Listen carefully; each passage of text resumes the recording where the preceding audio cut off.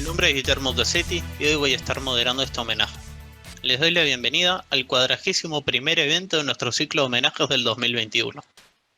El Club de la Libertad viene realizando homenajes una vez por semana hace ya unos años.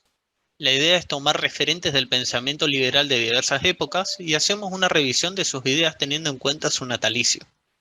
Antes de empezar, quisiera recordarles que pueden solicitar un certificado de asistencia. Si lo desean, lo deben pedir a través de las redes sociales del club. El día de hoy conversaremos sobre el polifacético pensador inglés John Locke. Para comenzar, los invito a repasar brevemente algunos aspectos de la vida de uno de los intelectuales que ejerció enorme y decisiva influencia sobre la constitución política del Reino Unido. Se concibe a John Locke como padre del liberalismo clásico y del empirismo británico, médico, diplomático, cuyos presupuestos filosóficos y políticos, orientados a conclusiones prácticas en torno a conductas políticas, sociales y educativas, fueron los más influyentes de la época, más precisamente atendiendo a las grandes transformaciones revolucionarias de la modernidad que comienzan en el siglo XVIII, con la Revolución Americana y con la Revolución Francesa.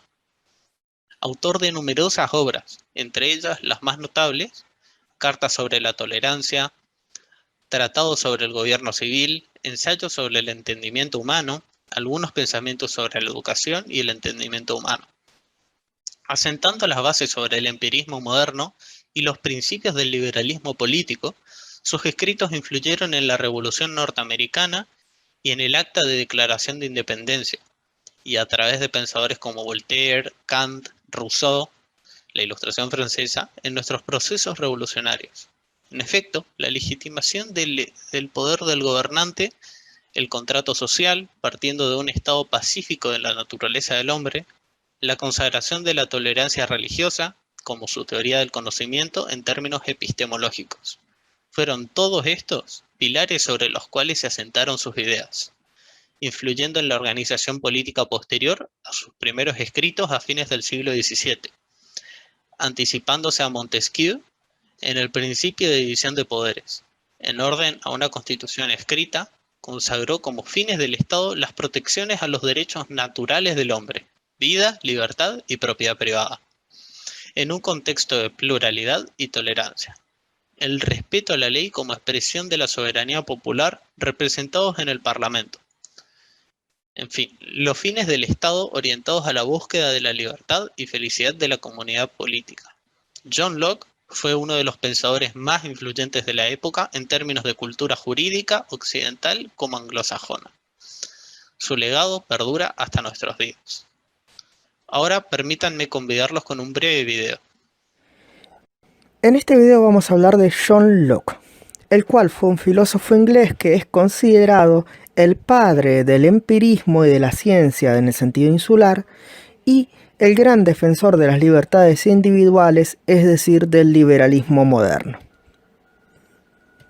Él afirmó que no existen las ideas innatas, aquellas que por los racionalistas eran consideradas claras y evidentes. Estas ideas de la matemática y de Dios, dice Locke, deberían estar presentes entonces en todos los pueblos de la tierra y ser compartidas. Pero no es el caso, pues hay muchas diferencias y algunos de ellos ni siquiera las poseen. Para Locke, las ideas provienen de los sentidos y de la reflexión al respecto. Se conforman primero las ideas simples, como los átomos de las cuales se van a conformar luego las ideas complejas. Las ideas simples provienen de los datos de la experiencia, que son básicamente organizados por la razón, por el entendimiento, a través de las cualidades. Las cualidades primarias, como es el tamaño o el peso de un objeto, y las secundarias, como por ejemplo el sabor o el color, que son subjetivas.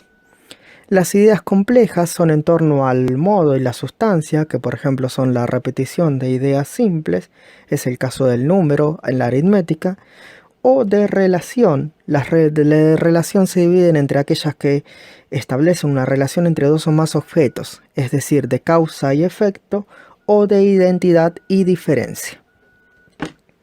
Respecto de las de identidad y diferencia, dice que por ejemplo la identidad personal es la continuidad de la conciencia garantizada por nuestra memoria, o la de conformidad o diferencia respecto de una conducta respecto de la norma, origina la idea de bien-mal presentes en la moral y en la justicia.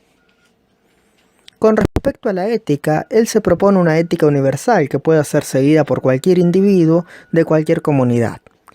Dice que de las ideas sencillas que nos provienen de la experiencia está la sensación de placer y dolor.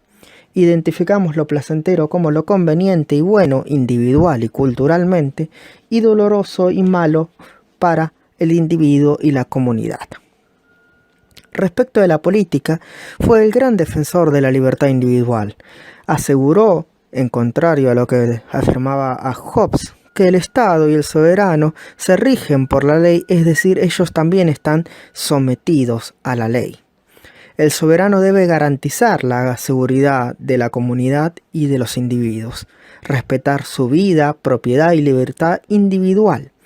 De esta forma garantiza la felicidad individual que se verá reflejado como prosperidad de la comunidad.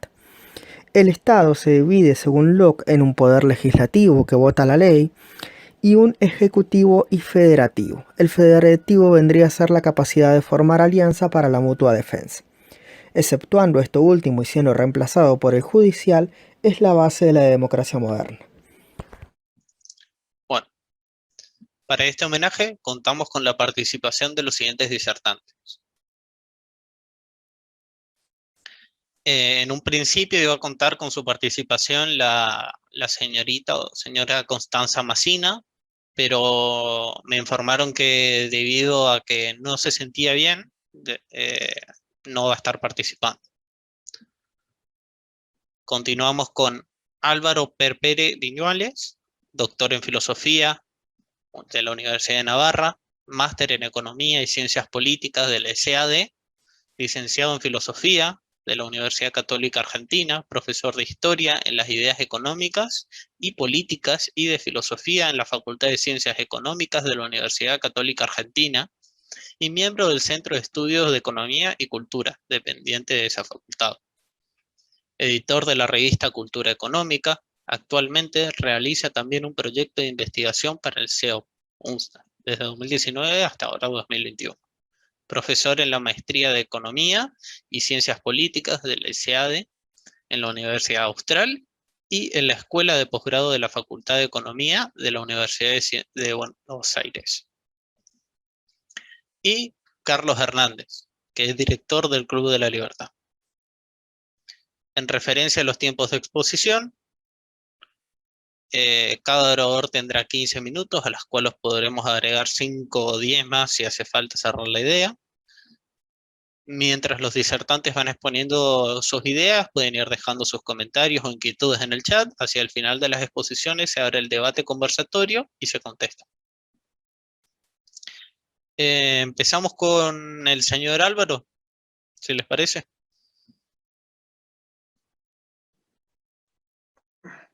Gracias. Bueno, buenas noches a todos. Muchas gracias por la invitación. Bueno, como podrán ver, soy bastante más viejo que como aparezco en la foto, pero bueno, agradezco la gentileza del asunto.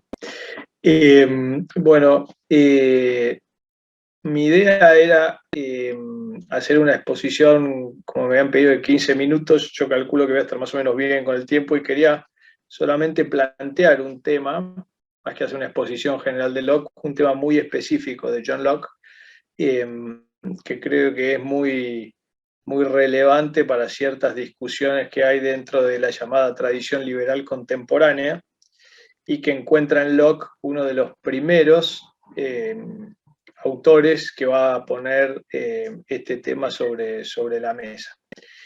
Ese tema es el tema de la relación entre ley natural o derechos naturales y derechos individuales. Como muchos de ustedes sabrán, la teoría de los derechos naturales, a pesar de que, vamos a decir así en términos culturales, se asocia con temas religiosos, es una tesis que es previa a la aparición o al reconocimiento del judeocristianismo es difícil poner un punto de comienzo. Algunos lo citan con Hesíodo, o sea, unos 8 siglos antes de... Bien, les decía entonces que esta tradición se enmarca en algo que viene de la tradición griega, la tradición de la ley natural. No sé en qué momento se habrá cortado. Yo decía que hay una tradición de la ley natural que es anterior al judeocristianismo, que es difícil poner un punto de comienzo de esta tradición. Algunos lo ponen con Hesíodo, unos cuantos siglos antes de Cristo, y otros, digamos, aunque puede que no sea el primero, sí por ser el primero que lo desarrolla, con Cicerón, ¿no? Marco Tulio Cicerón. Cicerón plantea la existencia, cuando se pregunta por las leyes positivas, en un célebre diálogo que tiene, le pregunta, bueno, ¿cuál es el fundamento último de la ley civil? Y entonces Cicerón contesta, bueno, mirá, están las leyes civiles, los edictos del pretor, están las 12 tablas, pero en última instancia hay una ley que es una ley natural, que marca lo que está bien y lo que está mal, que esta ley es cognoscible por todos en la medida que todos tenemos un cierto uso de razón, y la idea de que tenemos una conciencia que nos determina si lo que hicimos está de acuerdo o no con esa ley natural. Y el pensamiento de John Locke asume esta idea bastantes veces en sus escritos, y es un tema que ha llamado mucho la atención a quienes estudian a Locke, particularmente cuando a partir de 1954 se volvió a publicar una obra que se consideraba perdida, semi-perdida, que son los ensayos sobre la ley natural de Locke, ¿no? Es decir, un ensayo donde Locke desarrolla esta idea in extenso y que engancha, vamos a decir así, o engarza muy bien con lo que escribe en el segundo ensayo sobre el gobierno civil. Si ustedes se acuerdan, allí él varias veces apela a la idea de la ley natural, la idea de la conciencia y la idea de la recta razón. Un tema que en el propio ensayo no queda del todo claro por qué está puesto ahí, pero que cuando uno lo lee en relación con estas obras, adquiere algún sentido. ¿Y qué sentido uno podría encontrar en esta idea de la apelación a la ley natural? Y acá, digamos, haciendo una interpretación amplia de Locke, en el sentido de poniéndolo en diálogo con la tradición contemporánea, las discusiones contemporáneas, una de las grandes preguntas que van a aparecer en la tradición liberal, sobre todo en el siglo siguiente a Locke, pero que Locke ya lo ve, es que la defensa de los derechos individuales podría estar sostenida básicamente en dos modelos, ¿sí? Un modelo que yo llamo un modelo formal, ¿no? Bueno, yo y hay mucha gente que lo llama así, no voy a decir un modelo formal. ¿Y en qué consistiría el modelo formal? Bueno, que un diseño institucional, una vez firmado el pacto, este diseño garantizaría el respeto de los derechos individuales. Es decir, ponemos en un contrato, llamémoslo constitución, una serie de premisas que hay que respetar en cualquier situación, y el respeto de este sistema, con su división de poderes y sus distintas variantes de controles cruzados, nos garantizaría el respeto de los derechos individuales. Pero existe una segunda posición, y aquí es donde creo que Locke tiene algo que decirnos, que es la idea de que además de este diseño institucional que divide el poder, lo controla y da correlatos cada cierto tiempo, es necesario tener una defensa que podríamos llamar no solo formal, sino también material. Es decir, al diseño institucional habría que agregarle una especie de reinforcement, un refuerzo que vendría de afuera del sistema, que es previo al sistema, y que el sujeto, aún habiendo hecho el pacto, no renuncia a esta apelación a este tipo de orden. Y acá Locke parece resucitar o retomar esta tesis de la ley natural. Es decir, ¿qué nos dice Locke? Locke nos dice que está el pacto supone el acuerdo de mayorías, pero que en determinado momento las mayorías podrían eventualmente pasarse. Y que eso, sin embargo, no nos privaría de los derechos, sino que dejaría los derechos abiertos a ser defendidos de otra manera. ¿Y de qué otra manera? Bueno, precisamente con esta apelación a la ley natural, que no deja de estar presente aun cuando nosotros hemos firmado este pacto. Locke usa muchas expresiones que son muy fuertes, ¿no? Dice, bueno, siempre te queda, una expresión que repite varias veces, la posibilidad de apelar al cielo, dice Locke. Es decir, por fuera del sistema legal vos podés apelar al cielo. ¿Y cuándo podés apelar al cielo? Bueno, cuando considerás que hay un abuso de poder de parte de la autoridad. Y ese abuso de poder vos lo considerás tan abusivo, dice Locke, tan abusivo, que te reservás el derecho de decir, esta ley no la cumplo, o incluso estoy en contra de esta autoridad que ha determinado esta ley. Locke ve entonces que la ley natural no es un elemento del cual derivamos nuestras leyes positivas, como dirá cierta tradición y un naturalista, sobre todo más alemana, sino que la ley natural es, por el contrario, más que un lugar de donde derivamos las leyes positivas, es un lugar al cual apelamos cuando las leyes positivas están siendo injustas y el sistema no nos permite otra salida adentro del mismo sistema. Locke termina el ensayo, después los invito a leer los últimos puntos del ensayo, el segundo tratado, diciendo, bueno, esto es un arma de doble filo, porque uno podría eventualmente negarse a cumplir prácticamente cualquier ley sobre la idea de que la ley natural dice que no hay que cumplirlo. Si me permiten así hacer un poco de ironía, uno podría decir, la ley que dice que los semáforos en rojo hay que detenerse es injusta contra la ley natural y me resigno, me rebelo ante ella. Locke dice, bueno, en algún punto eso es posible, porque no existe un manual de ley natural. Existe el Código Civil, el Código Penal, diríamos hoy, pero no existe el Código de Ley Natural. Entonces, Locke reconoce que esto eventualmente es un riesgo, ¿sí? Es un riesgo. Pero, sobre el final de la obra, Locke termina diciendo, es un riesgo que merece la pena ser corrido. Es decir, para el sistema que quiere defender los derechos individuales, es preferible asumir el riesgo de una persona que interprete cualquier cosa de la ley natural que negar la validez de la ley natural dentro de la organización política. Es decir, dicho de otra manera, si nosotros, para evitar que en nombre de la ley natural no tengamos millones de rebeliones o de desobediencias civiles, negamos el uso de la ley natural, Locke va a terminar diciendo, bueno, eso va a terminar conspirando contra los derechos naturales. Es preferible, individuales, es preferible abrir la posibilidad de que esto salga mal a cambio de que tengamos la garantía. Ahora, una última idea, porque ya estamos casi con el tiempo cumplido. Locke tiene, sobre el final del capítulo 14, un párrafo muy sugestivo para aquellos que se dedican a la política.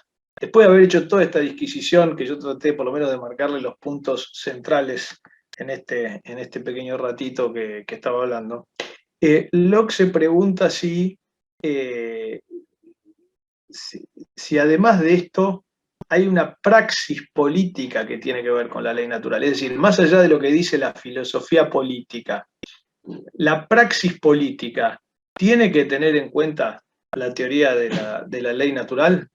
Y si me permiten, quisiera terminar leyéndoles dos parrafitos y hacer una conclusión general. Fíjense, sobre la ley natural, él dice, final del capítulo 14, ¿sí? Si alguna vez lo quieren volver a leer, punto 168, Locke dice, en consecuencia, aunque el pueblo no puede ser juez, pues la constitución de la sociedad no les concede un poder superior para dictar sentencia, sin embargo, el pueblo sí tiene reservada una última determinación que pertenece a todo el género humano, por una ley anterior y más elevada que cualquier ley humana positiva. Los hombres pueden apelar al cielo, un poco lo que veníamos diciendo, ¿no? Cuando no encuentran a quién apelar aquí en la tierra, ¿no? Es decir, cuando vos crees que lo que está sucediendo aquí es un abuso de poder de parte de la autoridad, siempre podés apelar a esto. Los hombres no pueden desprenderse de esta posibilidad. Pero, fíjense, y termino con lo de la praxis política, que nadie piense que esto supone un fundamento perpetuo para el desorden, pues esto no opera hasta que los inconvenientes son tan desmesurados que lo siente la mayoría del pueblo y se cansa de ellos, hasta el punto de considerar imprescindible ponerle remedio. ¿Se entiende? Es decir, Locke dice, bueno, es verdad que puede haber lío con esta teoría, pero en general quédense tranquilos que no va a suceder. La gente hace desobediencia civil solo por temas graves y tienen que ser muchos para que políticamente sea un problema. Y termina el capítulo diciendo, el monarca que sea prudente no se verá jamás en esta situación. Y es lo que más debe evitar, pues esta es la situación más peligrosa de todas para la sociedad. ¿Sí? O sea, como que Locke termina de percibir que es necesario reconocer la idea de que todos tenemos una vaga noción de la ley natural, que no todos la conocemos de la misma manera, y que esta ley natural es un elemento al mismo tiempo de apoyo a los derechos individuales frente al abuso del poder, pero un riesgo también para que una mala interpretación de esta ley natural nos lleve a un desquicio general social. En este margen, Locke cree que vale la pena el riesgo de aceptar la asunción de esta teoría y mantenerla viva frente al poder de la arbitrariedad posible del control total estatal. Bien, creo que con eso estoy justo 15 minutos. No sea tanto problema de igual manera por el Bien. tiempo, porque al haber faltado un participante se le puede extender un poquito más. Bien. Bueno, entonces si me permiten redondeo la conclusión un segundito más y estamos, ¿no? Entonces, No hay problema. me parece que aquí entonces Locke es un autor que nos abre la conexión de varias tradiciones al mismo tiempo y nos permite contemporáneamente revivir varios debates. ¿Cuáles serían estas conexiones? Primero, la conexión entre la tradición greco-romana y la modernidad. ¿Sí? ¿Estamos? Bien. Segundo, la tradición o la discusión que viene entre vida interior, vida política, ¿no? Es decir, tenemos la vida política que se maneja con la mayoría, los contratos y qué sé yo, pero en el fondo no renunciamos a nuestra conciencia, a nuestra racionalidad, ¿sí? A nuestros valores propios. Lo que hacemos es ponerlos en juego, en diálogo, asumiendo a veces las reglas de la mayoría, pero reservándonos el derecho a no hacerlo. Locke dice, ¿es un riesgo? Es un riesgo, pero al mismo tiempo es una garantía de que esa mayoría no te va a oprimir. Y la tercera idea, la idea de la dignidad del sujeto humano, ¿no? Es decir, por más que uno firme el pacto, por más que uno entre en la sociedad civil, por más que uno entre en el Commonwealth, para usar la expresión de él, es decir, uno no deja de ser uno, es decir, uno no deja de ser el sujeto de derechos último, y es desde ese ser sujeto de derechos que entra en el contrato y por lo tanto nunca deja de serlo.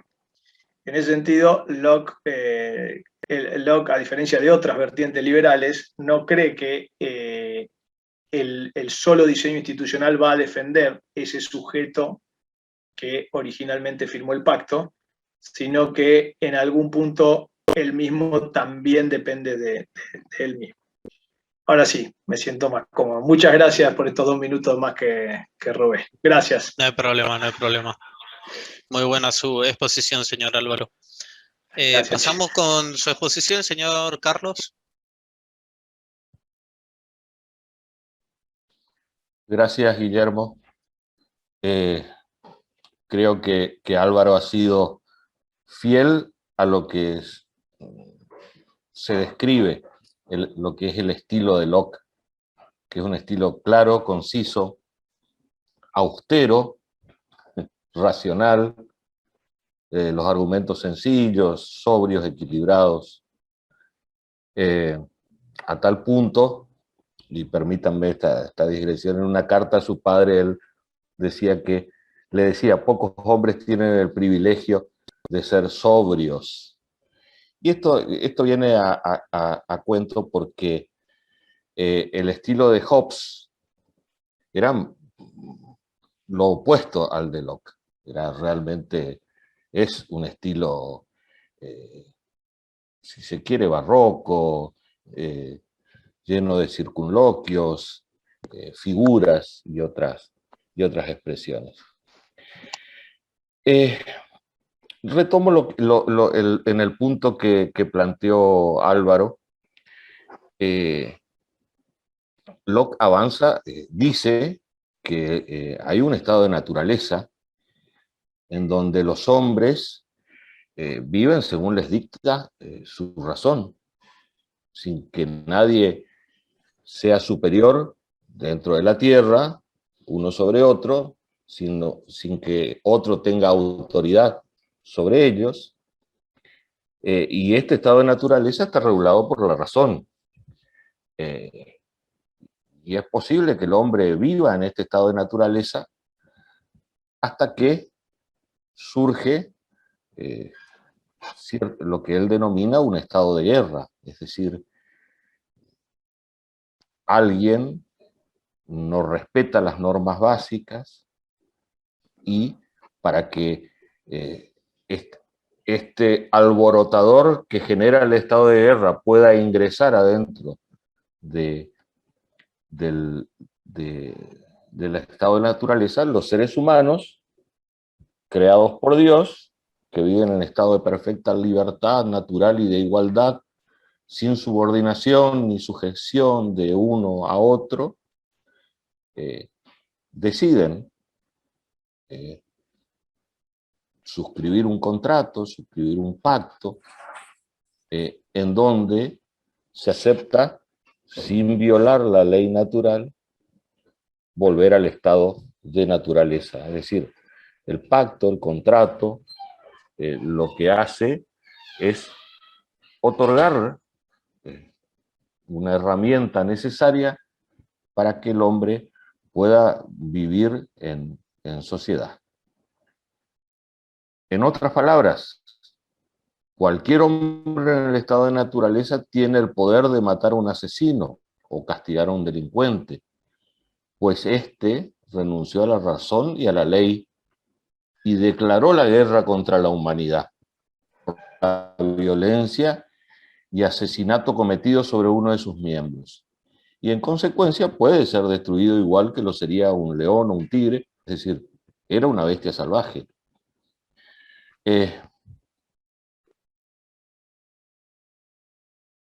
Otro ángulo importante en Locke es el otro principio liberal, el de la propiedad privada. Locke presta enorme atención al tema de la propiedad, elabora la teoría para explicar su origen y valor, criticado por muchos por pretender ser una apología de la moral burguesa capitalista, pero de gran influencia en teóricos posteriores. No hay autor posterior que no haya tomado el tema de la propiedad privada que no haya sido influido por Locke. Smith, Ricardo, hasta el mismo Marx.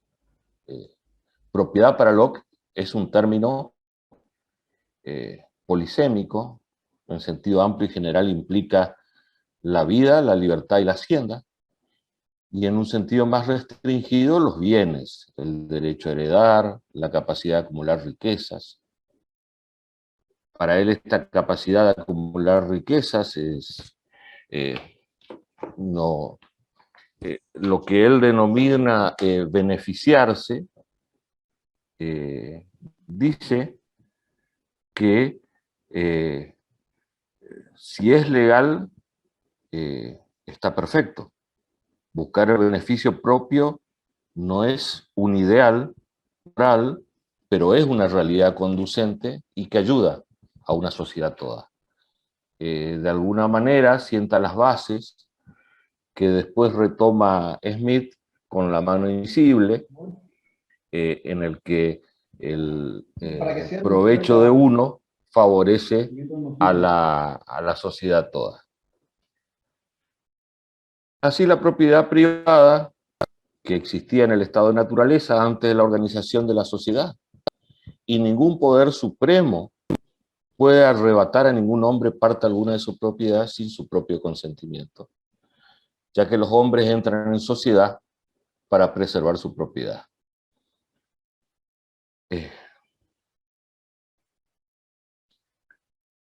Locke también proclama un derecho natural a la herencia.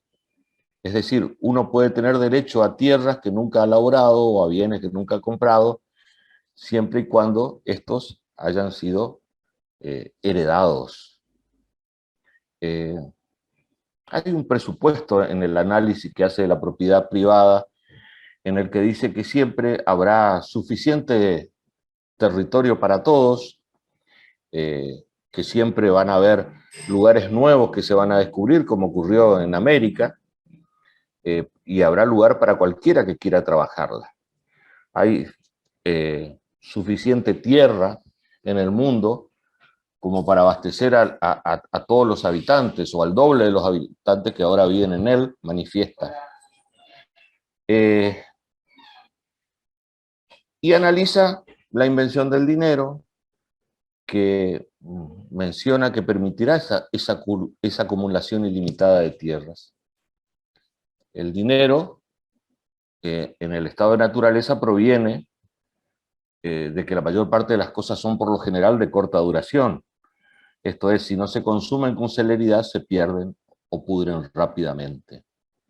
Gracias a la invención del dinero, el hombre puede producir más de lo necesario, aumentar la producción y las posesiones, porque puede guardar el fruto de su trabajo. Cerrando el análisis sobre el estado de la naturaleza, para Locke este estado de naturaleza es placentero y pacífico. No era una guerra de todos contra todos, era un estado prepolítico, y el hombre vivía guiado por la ley natural, como bien se ha mencionado aquí. Esto implica que los hombres podrían vivir vidas ordenadas y morales antes de establecer lo que él denomina la sociedad política. Podían disfrutar de su propiedad. El hombre natural de Locke no era del salvaje hobbesiano, sino un virtuoso, racional, que poseía propiedades, pertenencias, vivía en paz y prosperidad. Pero este panorama se convertirá en un estado de guerra debido a que pueden surgir dos fuentes de discordia. La primera es que aquellos que él denomina irracionales traten de aprovecharse de otros, pues los hombres no somos perfectos. Y la segunda fuente del estado de guerra son los conflictos entre dos o más personas, en donde no hay una tercera parte, un juez o un árbitro, por lo cual vencerá el más fuerte y no aquel que sea el más justo. Al crecer la sociedad civil se multiplica y se hace más compleja, y es necesario la existencia de estos jueces y leyes positivas que siguiendo a la ley natural, sin contradecir a la ley natural, permitan la organización y la coordinación. Esto es, el estado de guerra convence a los hombres para que ingresen en una sociedad civil o política, en donde el gobierno tendrá que actuar como juez y proteger los derechos ya preexistentes a la vida, la libertad, la propiedad. Es decir, el poder del gobierno proviene del consenso de los gobernados, de los hombres laboriosos y razonables de Locke, que ven la necesidad de una institución que imparta justicia y los lleve a realizar el fin que tienen en la vida, siempre bajo los preceptos de la ley natural y de la razón.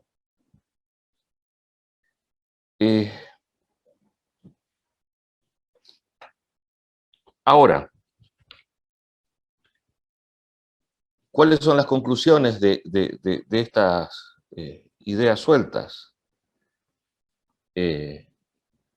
Para Locke, ser libre es estar sujeto a la ley, no a otro individuo. Estamos sujetos a una ley natural. Esta ley es común para gobernantes y gobernados, para legisladores y para los trabajadores. Lo que manda en este estado de Locke es el derecho. Y hay también una profunda concepción moral en Locke, porque todo esto que se realiza, todo este contrato, este pacto que se realiza, es para que podamos ser más y no menos morales. Lo dice expresamente. Y por otro lado también menciona que el derecho está por encima del bien. El bien general no se puede definir, pero el derecho positivo, sujeto a las leyes naturales, están por encima del bien, del denominado bien común. Lo que se mencionó de que no hay poder legítimo, no hay gobierno legítimo sin un consenso de sus gobernados, el poder que tiene el gobierno sobre sus ciudadanos, existen si es que el ciudadano se lo ha dado. Y por último, lo mencioné, el concepto de beneficio, que si es legal, no es un ideal moral, pero es necesario que las personas que viven necesitan cultivar acres de tierra, cultivar más acres de tierra, crecer económicamente, y eso permite a toda una sociedad crecer. Es decir, para él, lo que hoy denominamos la mano invisible, no era algo moralmente deseable, pero es algo que se produce y que debe ser dentro del marco de las leyes naturales. Bueno, con esto cerramos esta primera parte y podemos seguir discutiendo, si a ustedes les parece, Guillermo, ahora con las preguntas de los asistentes. Muy bueno su aporte, señor Carlos. Empezamos con el conversatorio, barra debate.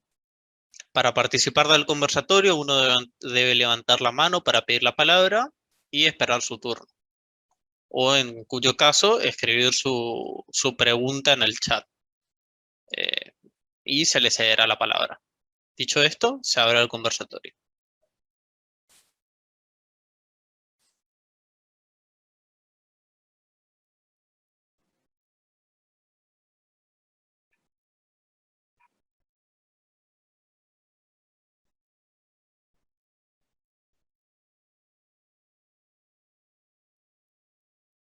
Sí, señor Luis.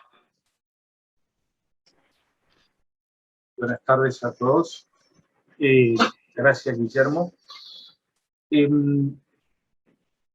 Respecto a lo que dijo Carlos, me parece, con culpas respecto de mi ignorancia, quizás, como decía Borges, parece que has hecho, Carlos, un salto, probablemente por cuestiones de tiempo, que me gustaría que lo aclararas, entre un estado natural absolutamente libre y no organizado y a pasar a vivir con la aparición de los estados, por así llamarlos.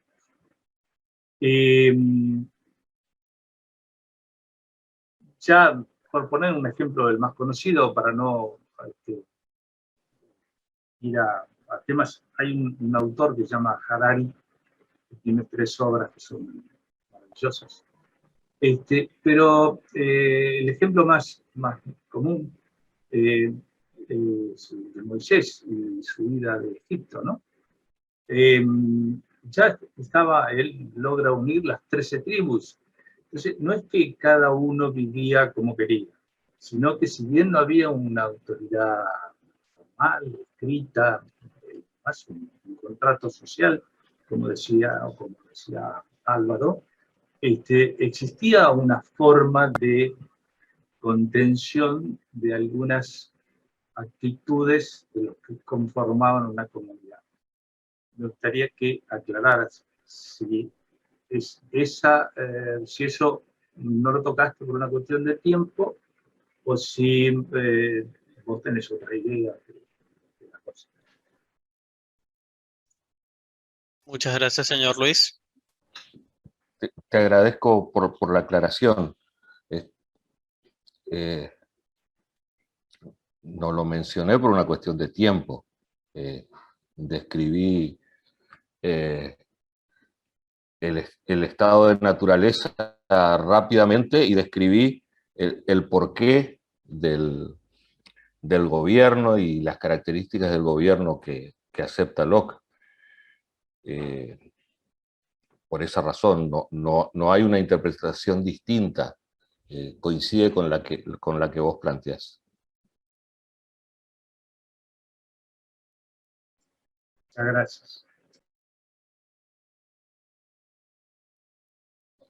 Con esto te quiero decir, el estado de naturaleza de Locke no es el estado de naturaleza de Hobbes, ¿sí?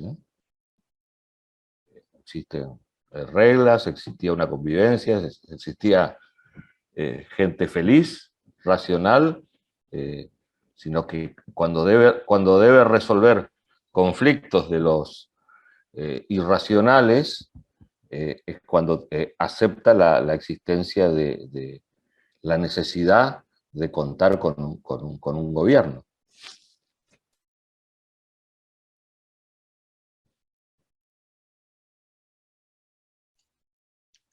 Muchas gracias. ¿Alguno más? ¿Alguno desea aportar otra pregunta? ¿Solucionar alguna inquietud? ¿Le puede preguntar a cualquiera de los oradores? Sí, señor Luis. Perdón, no quiero acaparar la atención, pero me gustaría que cualquiera de los dos expositores avanzaran un poquito más en cómo influye Locke luego en el establecimiento del contrato social y en la formación de las naciones dentro de un Estado democrático, ¿no es cierto? Dentro de un Estado democrático liberal, que hasta él tiene, si mal no recuerdo, tiene cierta actividad política en la Cámara de los Lores de Inglaterra, ¿no es cierto?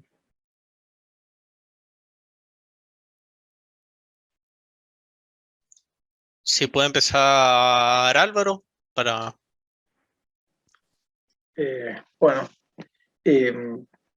sobre se me entrecortó un poquito, ¿es sobre la influencia posterior o sobre las fuentes anteriores? La pregunta, ¿no? Se me cortó justo ahí, perdón.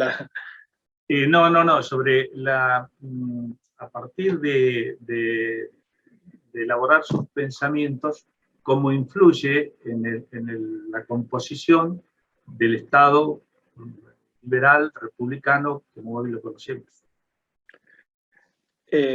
Sí. Bueno, Locke es digamos, tiene varias influencias por varios lados, ¿no?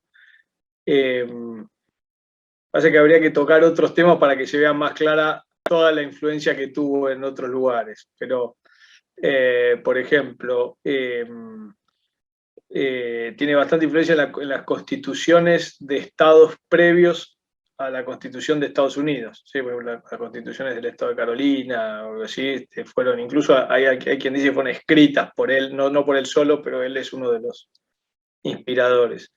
Eso en cosas más concretas, ¿no? Es decir, él tuvo influencia concreta en el establecimiento en castellano queda difícil, constituciones de estados dentro de lo que después fue Estados Unidos. El otro tema que Locke probablemente no es el primero, pero es probablemente el que lo hice más claro en su tiempo, es la separación entre religión y política, ¿no? Un texto del que no pudimos hablar mucho, que es la Carta sobre la Tolerancia. Locke señala ahí que la religión debería pasar al ámbito privado, por lo tanto fuera de la esfera pública y por lo tanto fuera de la esfera del poder político.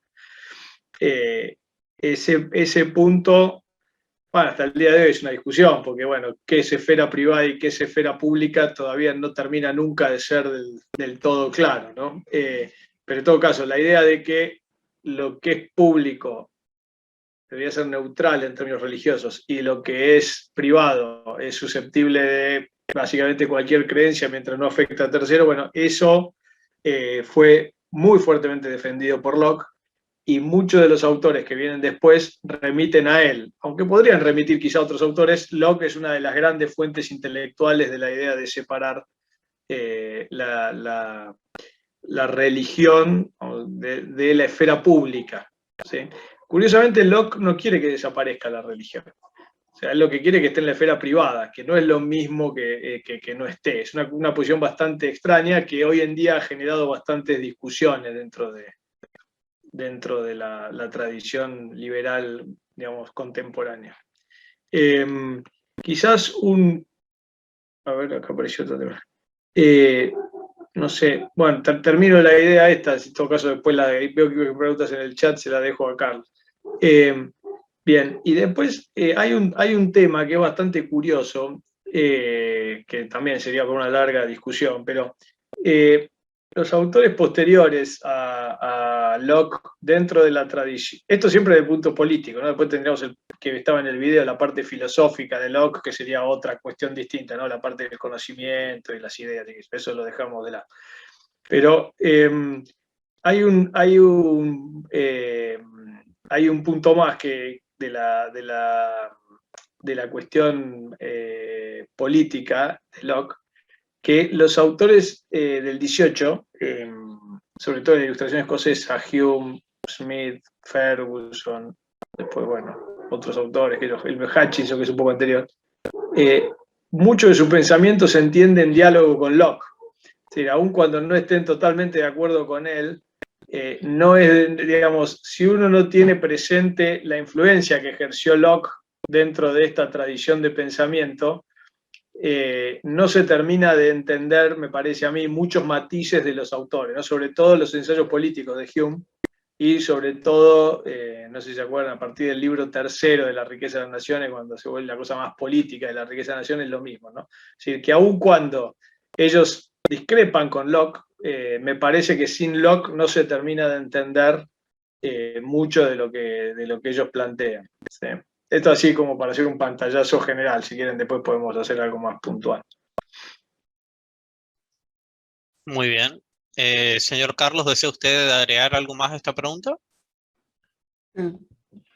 Sí, un poco ahí leí en el chat que hay algunas preguntas sobre el contexto político, porque Locke, como se mencionó, tuvo una actuación política. Él pertenecía a un movimiento político que eran los Whig, que se oponían a la monarquía absoluta y a la restauración en Inglaterra. Tuvo importancia su obra en el contexto político. Y hay también una pregunta sobre el tema de pedagogía y el punto de vista de Locke sobre los niños. Él sostenía que un niño era de cera, que se formaba y moldeaba como uno quería, era una tabla rasa. La mente del hombre cuando nace, decía, es como un papel en blanco, sin idea de Dios ni de ninguna cosa. Con esto se contrapone a las ideas cartesianas, a la doctrina cartesiana que hablaba de ideas innatas que uno tenía. Decía que la base del conocimiento son las ideas simples que proceden de la experiencia sensible, mientras que las ideas complejas no son más que fusiones y combinaciones de las ideas simples. Rechazó los puntos de vista, por lo tanto, metafísicos, afirmando que nada podemos saber con certeza acerca de la naturaleza esencial de las cosas, ni de la finalidad del universo. Pero básicamente decía que el entendimiento de las cosas estaba dado por los sentidos, por lo que vamos aprendiendo día a día, sin la existencia de ideas innatas, con la profunda repercusión que significa esto para la educación de un niño, aceptando de que era algo moldeable por la educación.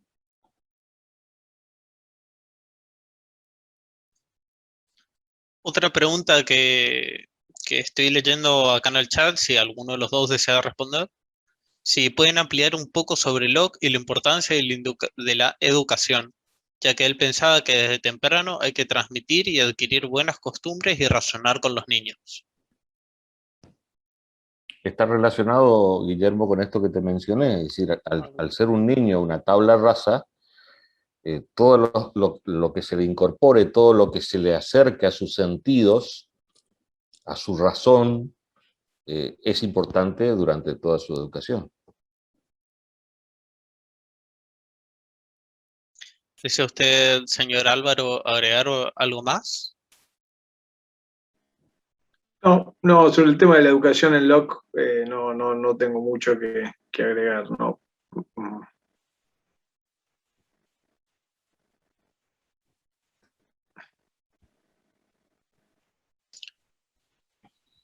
Si alguno más tiene alguna otra duda y la desea plantear por el chat, seguimos con tiempo, podemos ir contestando sus dudas.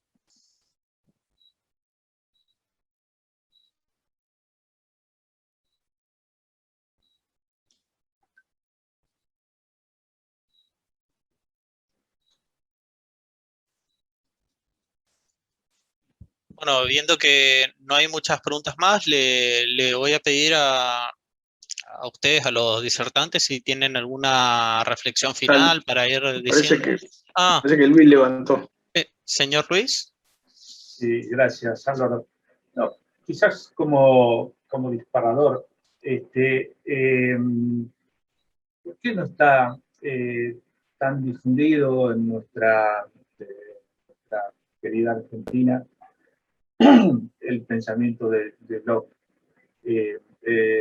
Como de alguna manera, no sé si la fuente, pero una de las principales fuentes del liberalismo o de los liberales y demás. ¿En qué estamos fallando o en qué están fallando aquellos que tienen quizás responsabilidad y capacidad de acción en difundir ese tipo de ideas? Porque son absolutamente actuales.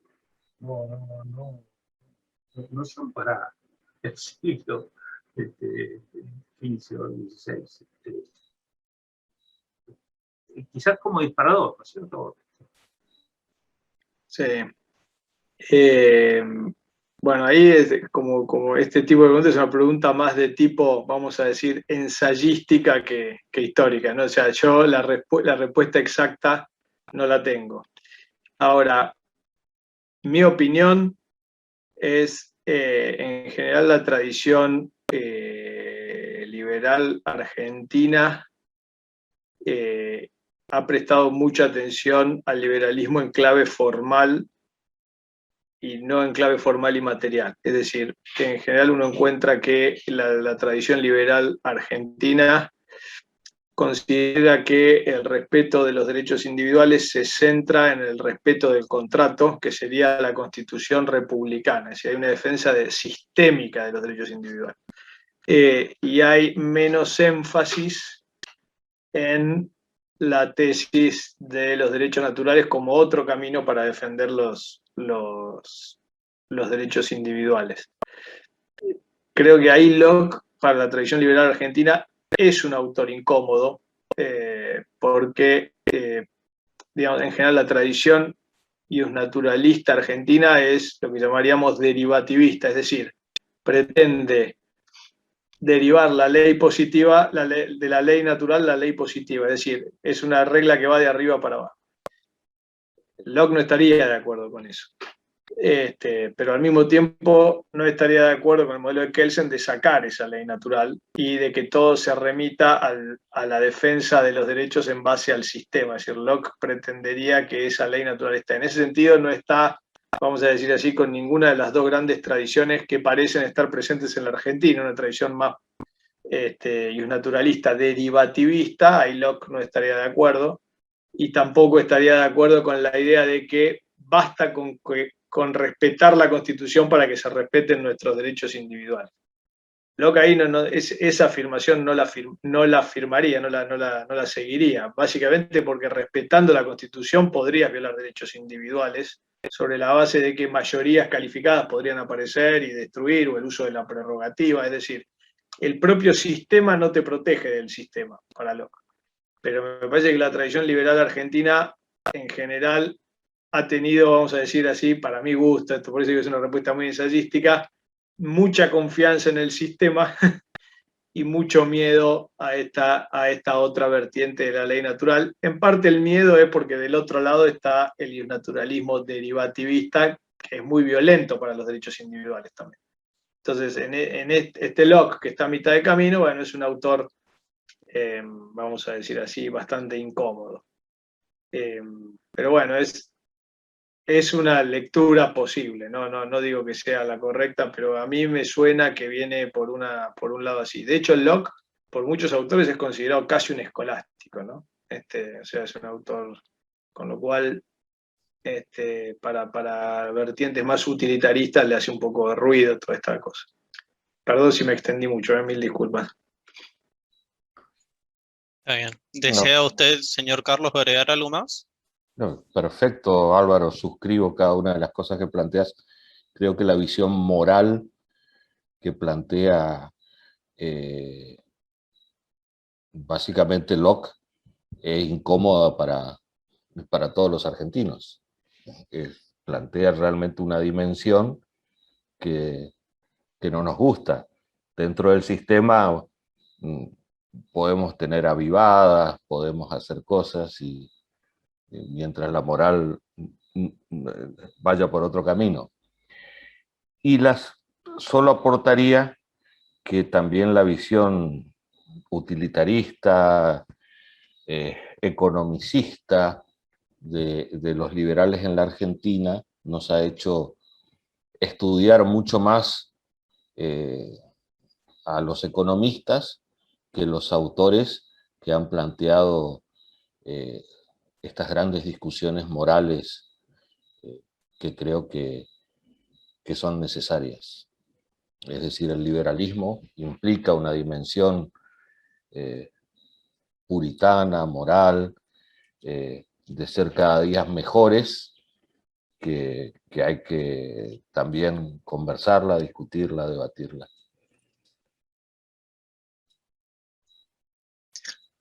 También una pregunta para el señor Álvaro, que estoy leyendo con el chat. Están diciendo que usted comentó sobre unos escritos de Locke. Si podría repetirlos y agregar algún libro u otras lecturas. Sí, ahí lo agrego, pero quiero agregar un detalle más a lo anterior. Sí, se puede. Sí. Para poner un ejemplo de lo que yo quería decir para Luis y para el resto, es decir, existen dos formas de respetar los derechos individuales, que serían, para poner un ejemplo bien concreto, las siguientes. ¿Sí? Se puede hacer que yo agarrara y les dijera a ustedes que quiero agarrar mi mano, agarrar una masa, ponerla contra la pared y romperme la mano a masazos. Bien. Ustedes estarían de acuerdo en que, bueno, yo con mi mano, mi masa, hago básicamente lo que quiero. Pero la pregunta no es esa, hasta ahí estaríamos todos de acuerdo. La pregunta es si un minuto después de decir vos con tu mano haces lo que quieras, es si yo puedo hacer un juicio diciendo, bueno, con tu mano haces lo que quieras, pero no está bueno que hagas eso, y voy a tratar de convencerte de que no lo hagas, ¿no? Lo que Smith llama la persuasión. Entonces, hay dos vertientes liberales. Hay una vertiente que dice, mirá, mientras vos no afectes a nadie, con tu mano hacé lo que quieras y yo no tengo nada que decir. Y hay otra vertiente que dice, vos con tu mano hacé lo que quieras, pero el derecho a dialogar con vos y a tratar de convencerte de que eso no es lo mejor y que vos me trates de convencer a mí, siempre que no sea con el uso del Estado, de la fuerza, sino que sea, y acá tomo la palabra más de Smith que de la persuasión, el diálogo. Bien, eso respeta los derechos individuales, pero al mismo tiempo dice, bueno, vamos a tratar entre todos de hacer un mundo un poco más razonable. Eso supone que existe un mundo más razonable que Locke cree que sí existe. Bueno, por eso es que es otra forma de ver el derecho el respeto a los derechos individuales y el respeto a la alteridad, ¿no? La alteridad, ¿qué supone? ¿Que no me meto con vos o que dialogo con vos? Bueno, es una discusión. Locke estaría más con la idea de yo dialogo con vos. No me impongo, pero no sos una pared vacía al lado mío que mientras no te caigas encima mío, haz lo que quieras. Me parece que ahí hay un punto de discusión, no está resuelto al día de hoy, y me parece que Locke está de uno de los lados de esta, de un lado de la grieta, si me permiten, en Argentina, en esta tradición. Sobre los libros, el libro que yo mencioné es un libro que se llama Ensayos sobre la ley natural, de John Locke. Está traducido al castellano, hay una traducción hecha, si no me equivoco, es por Ciudad Nueva, y es un libro que fue escrito cuando Locke era bastante joven, se sabía que estaba, pero no estaba completo, no tenía la obra completa, fue encontrado después de la Segunda Guerra Mundial en una biblioteca, fue publicado en 1954. Es un libro, claro, ahí tenés distintos intérpretes de Locke, pero si vos lees que Locke nunca abandonó esas ideas, bueno, los ensayos del gobierno civil, sobre todo el segundo, adquieren otro color. Después las otras obras interesantes son los dos ensayos sobre el gobierno civil, sobre todo el segundo, y la carta sobre la tolerancia. Me parece que esas 4 horitas serían, no digo que son las únicas, por lo menos en el campo de la filosofía política. Después tienen ensayos sobre el conocimiento y cosas más filosóficas. Perdón de nuevo que me extendí mucho, mil disculpas. No hay problema. Otra pregunta que estoy leyendo en el chat de Roberto Rey dice: Kelsen se basaba fundamentalmente en la norma que estaba en la punta de la pirámide. Dejaba de lado toda orientación o influencia naturalista. Y Locke entiendo que tenía una visión más moral del espíritu del hombre. Me gustaría conocer la opinión de los disertantes. ¿Les parece si empezamos con la opinión de Carlos?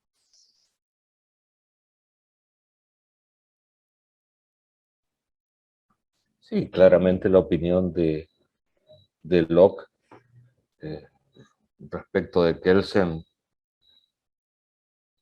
tiene estas diferencias.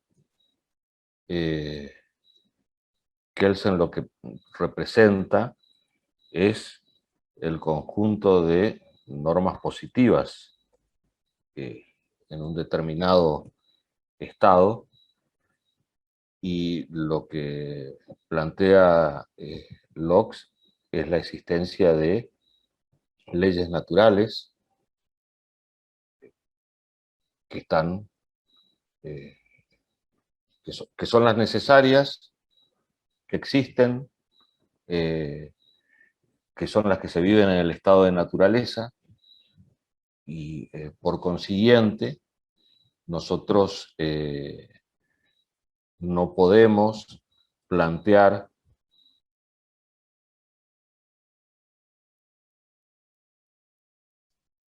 ¿Qué pasó? Parece que se cayó el señor Carlos. Se le habrá caído la conexión, supongo. Bueno, sigo yo. Entonces, bueno, básicamente reitero lo que decía él. Creo que ahí son dos visiones muy, muy distintas de la organización política, ¿no? Me parece que en clave de Locke hay un presupuesto moral. Lo que pasa es que la diferencia con Kelsen, me parece, porque Kelsen, cuando habla de la teoría pura del derecho, no sé si se acuerdan, en la parte de donde habla de las normas primarias y las normas secundarias, justo antes de hablar de la pirámide, lo que parece atacar es una teoría de la ley natural más de tipo derivativa, ¿no? Es decir, él dice, los naturalistas dicen, no hay que matar, y por eso el Código Penal dice, el que mata va preso 8 a 25, ¿sí? Como que deriváramos de la teoría de la ley natural la norma del Código Penal. En cambio, me parece que Locke, y bueno, Kelsen ataca eso y dice, no, es al revés, la norma primaria es el que mata va preso de 8 a 25 y el otro, de ahí deducís que no hay que matar. Es decir, invierte la argumentación, diríamos, naturalista derivativista. Pero me parece que Locke no entraría en, o sea, Locke queda inmune de la crítica de Kelsen para mí, básicamente porque Locke estaría de acuerdo con que no hacemos el Código Penal en base a la ley natural. Nosotros lo que hacemos es un Código Penal. Lo que hay es una sociedad que se reserva de juzgar si el Código Penal está de acuerdo con la ley natural, que no es lo mismo. Es decir, no es que primero está la ley natural y de ahí derivo la ley civil. Eso, Kelsen tiene un punto, pero me parece que Locke no es lo que dice Locke. Locke lo que dice es, las mayorías van haciendo reglas. Lo que pasa es que esas reglas, en determinado momento, se enfrentan con los sujetos, que cada uno de ellos juzga si esa regla le parece razonable o no. Y por eso el final del capítulo 14, ¿no? Que le dice al monarca, ojo con la regla que haces, porque si mucha gente cree que esa regla es injusta, te van a llevar puesto. Es decir, Kelsen diría, bueno, no te deberían llevar puesto, pero Locke dice, y sí, porque el hombre es un ser moral, y como ser moral no va a resignar nunca ese derecho de juzgar las reglas.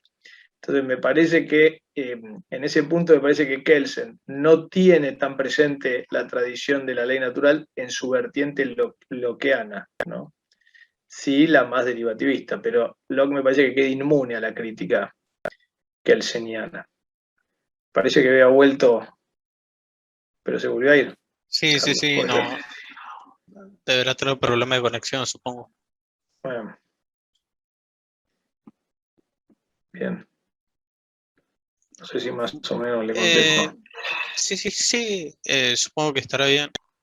Vamos a ir cerrando. Ahí volvió el señor Carlos. Y en segunda.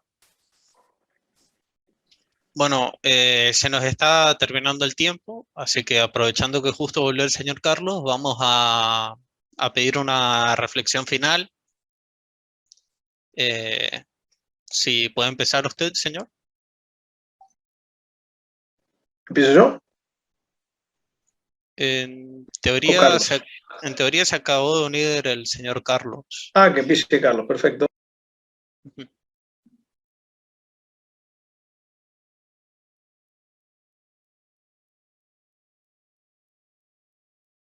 Cayó nomás, cayó.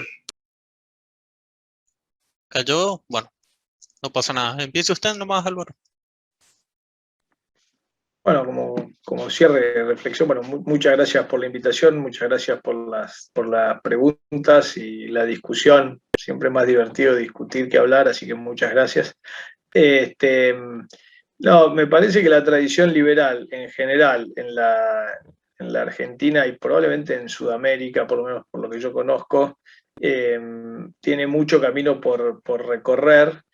En la medida en que me parece que tiene que ampliar la frontera, es decir, no solo profundizar en ciertas tradiciones liberales que ya son más bien conocidas, sino en incorporar estos autores que claramente pertenecen a la tradición liberal y que han quedado un poco, digamos, hay una frase que usa un colega mío que se llama Carrión, dice, son autores más reconocidos que conocidos, es decir, todo el mundo sabe quién es Locke, pero digamos, es un autor al que se le presta menos atención que la que quizás se le debería prestar. Así que muchas gracias por la invitación. Además de Locke, creo que hay mucho más, no digo que sea el único ni nada, pero hay muchos debates dentro de la tradición liberal, y autores como Locke nos sirven para, primero, entender qué se está discutiendo en otros lados, y segundo, también para entender mejor en dónde se para uno, ¿no? Y pensar la tradición como una tradición plural, abierta, con tensiones internas, y no como una tradición monolítica y uniforme que claramente no la es. Así que bueno, muchas gracias por la invitación y nada, cualquier cosa quedo a su disposición. Muy bien. Ahora que hemos concluido tanto las ponencias de nuestros oradores invitados y cerrado ya el debate con nuestros asistentes, la Fundación reconoce y agradece el esfuerzo, tiempo y participación de Álvaro y Carlos. También lamentamos que no haya podido estar presente la señora o señorita Constanza. Cerramos otro evento y los invitamos al próximo homenaje, donde se conversará sobre Esteban Echeverría, el 4 de septiembre por esta misma plataforma a las 18 horas. Hasta luego. Muchas gracias.